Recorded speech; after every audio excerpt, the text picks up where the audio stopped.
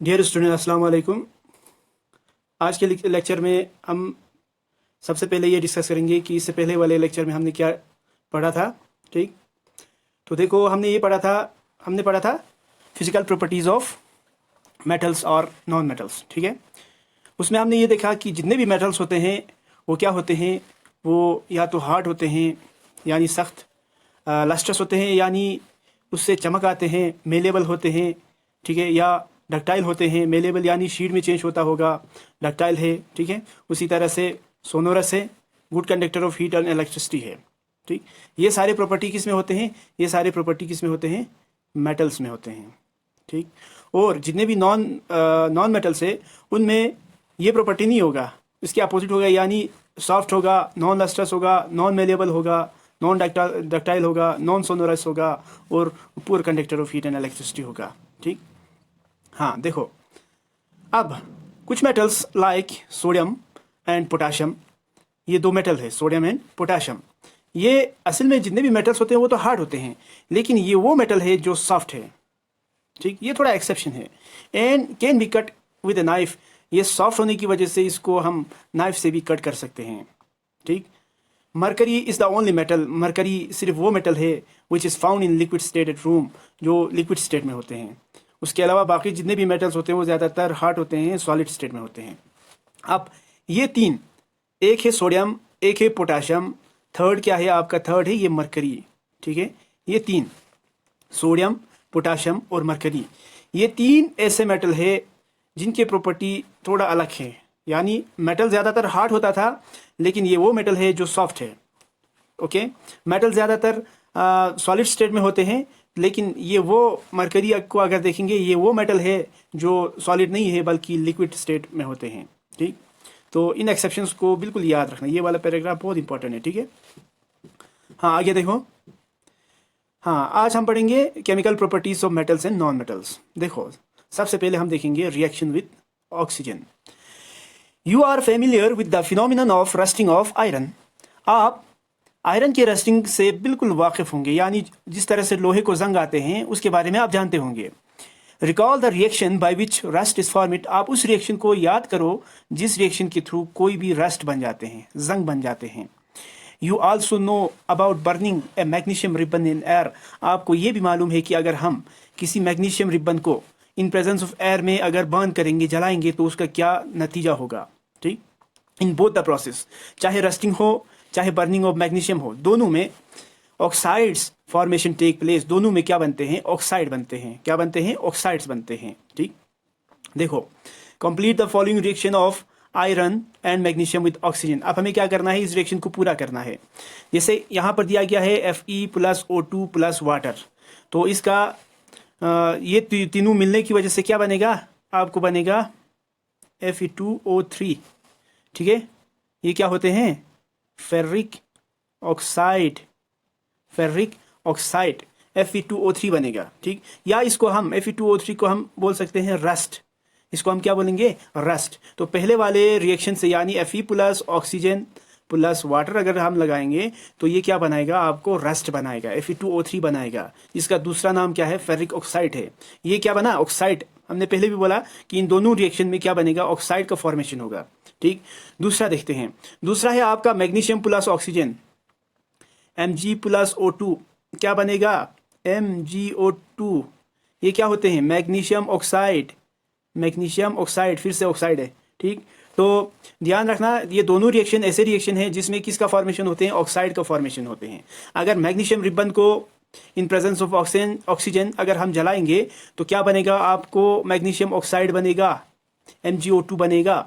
ठीक है, हाँ ये याद रखो। ये क्या हुआ? यानी आयरन का रिएक्शन ऑक्सीजन के साथ, मैग्नीशियम का रिएक्शन ऑक्सीजन के साथ, दोनों। ठीक है, अब देखो एक्टिविटी हम एक करेंगे, एक्टिविटी 11.3।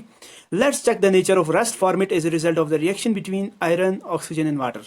चलो हम क्या करेंगे, अब इस रिएक्शन से यानी आयरन, ऑक्सीजन और वाटर को मिलाने से जो रिएक्शन होते हैं उसको थोड़ा चेक करेंगे, वो क्या कैसा होता है उसके बारे में हम देखेंगे। Collect A spoonful of rust.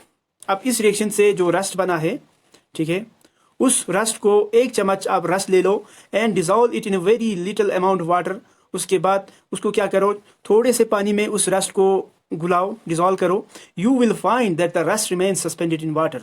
आपको क्या मिलेगा कि अगर ये टेस्ट ट्यूब होगा, इसमें अगर हम रस्ट लगाएंगे, इन प्रेजेंस ऑफ वाटर लगाएंगे, तो रस्ट जो है यहाँ पर सस्पेंड यानी इसके बॉटम में नहीं जाएगा, बल्कि ये इस यहाँ पानी में लटक कर रहेगा, यहाँ इस तरह से सस्पेंशन में रहेगा।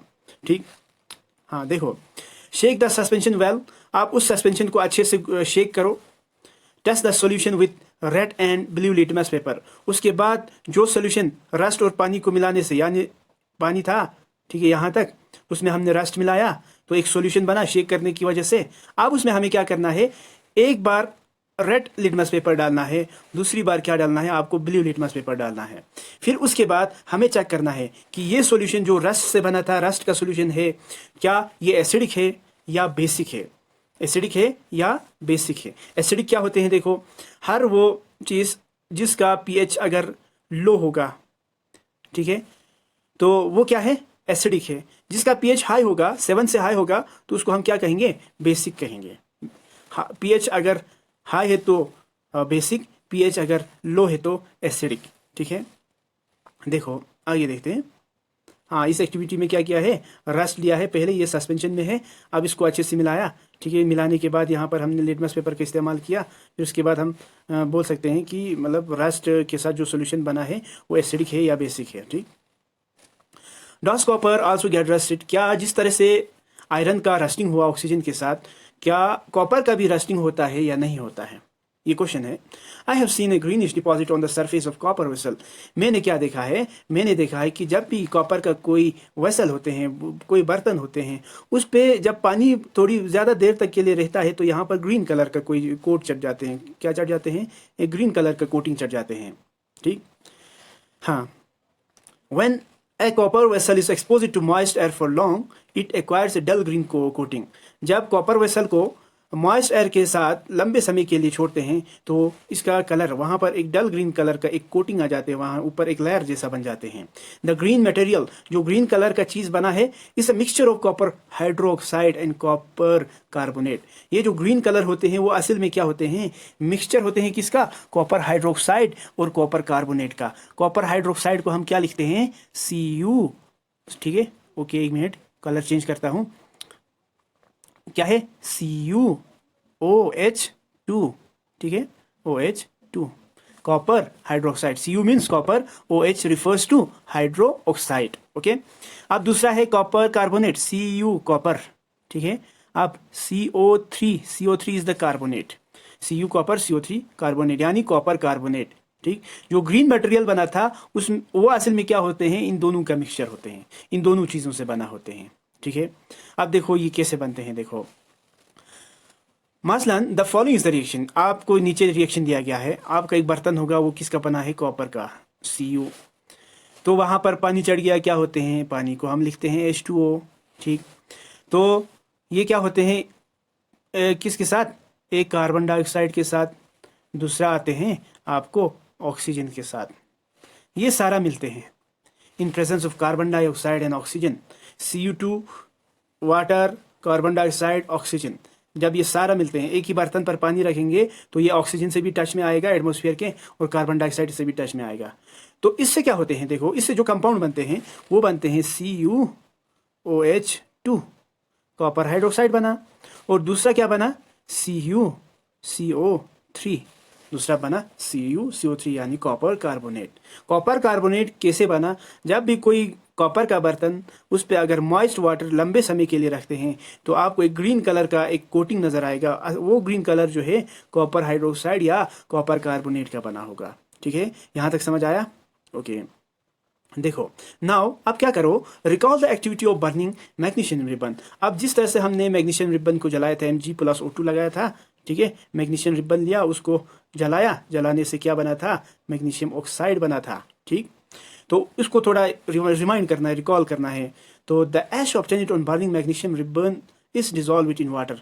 अब जो ऐश मैग्नीशियम रिबन को जलाने के बाद बन जाते हैं, उसको हम क्या करेंगे, किसी पानी में एक टेस्ट ट्यूब ले लेंगे, पानी डालेंगे, उसमें ये डस्ट लगाएंगे। मैग्नीशियम रिबन को जलने के बाद जो ऐश गर्द बचते हैं उसको इस पानी में डालना है और डिजॉल्व करना है। ठीक, हाँ, इस dissolve in water and test it for it is acidic और बेसिक। फिर उसके बाद हम क्या करेंगे, एक बार रेड लिटमस पेपर, दूसरी बार ब्लू लिटमस पेपर से चेक करेंगे। ठीक है, हम ये देखेंगे कि ये सॉल्यूशन, क्या ये सॉल्यूशन एसिडिक है या बेसिक है। अगर रेड वाला ब्लू में चेंज हुआ या ब्लू वाला रेड में चेंज हुआ तो ये एसिडिक है। ब्लू अगर रेड में चेंज हुआ तो एसिडिक है। अगर रेड वाला ब्लू में चेंज हुआ तो बेसिक है, बेस है, यानी जिसका पीएच वैल्यू हाई है। अगर इसको देखेंगे, इसका पीएच वैल्यू क्या है, लो है। अगर लो होगा तो ब्लू वाला रेड में चेंज हो जाएगा। ओके, इस द सॉल्यूशन एसिडिक और बेसिक, क्या सॉल्यूशन एसिडिक है या बेसिक है वो हम चेक कर सकता है।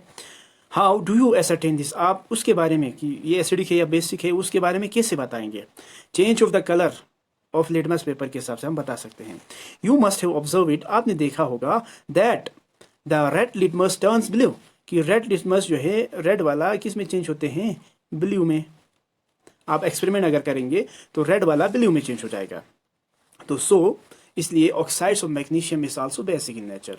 इसलिए मैग्नीशियम के रिएक्शन जो है इससे जो प्रोडक्ट बना यानी मैग्नीशियम ऑक्साइड, ठीक है, वो क्या होते हैं, एसिडिक नहीं होते हैं बल्कि वो बेसिक होते हैं, बेस होते हैं। ठीक, देखो हमने क्या किया था, मैग्नीशियम को जलाया था इन प्रेजेंस ऑफ ऑक्सीजन, तो ये बना था मैग्नीशियम ऑक्साइड। जलने के बाद जो राख बना वो एक मैग्नीशियम ऑक्साइड है। तो इस राख को हमने किसी टेस्ट ट्यूब में लिया, इसमें थोड़ा सा वाटर लिया, मैग्नीशियम ऑक्साइड के ऐश को डाला, फिर उसके बाद हमने रेड लिटमस पेपर को डाला। किसको डाला, रेड लिटमस पेपर को यहाँ डिप किया। फिर डिप करने के बाद इसको निकाला तो रेड वाला चेंज हुआ था, रेड का कलर जो ब्लू में चेंज हुआ। जैसे रेड वाला ब्लू में चेंज होते हैं तो इससे हमें पता चलेगा कि ये जो कंपाउंड है, ये जो सोल्यूशन बना है ये वाला, तो वो क्या है, वो असल में क्या है, वो असल में बेसिक इन नेचर है, बेस है, यानी एसिड नहीं है। इन जनरल आम अगर एक बात कहा जाए तो metallic oxides are basic in nature. ज़्यादातर मेटल्स जो है वो क्या होते हैं, बेस होते हैं, एसिडिक नहीं होते हैं। ये बिल्कुल इंपॉर्टेंट बात है। देखो, metal oxides are basic in nature means metal जब भी ऑक्साइड बनाएगा वो बेस होगा, यानी अगर किसी भी मेटल को ऑक्सीजन के साथ रिएक्शन करेंगे और जो भी कंपाउंड बनेगा वो बेसिक इन नेचर होगा आमतौर पर, हाँ, ज़्यादातर। ठीक, let's now observe the reaction of non metal with oxygen. ये तो चलो मेटल की बात हुआ, अब हम ये देखेंगे कि नॉन मेटल को जब हम ऑक्सीजन के साथ रिएक्शन करेंगे तो क्या होगा, क्या ये एसिडिक होगा या बेसिक होगा, ये हम आने वाले लेक्चर में देखेंगे। Thank you so much for listening. Okay.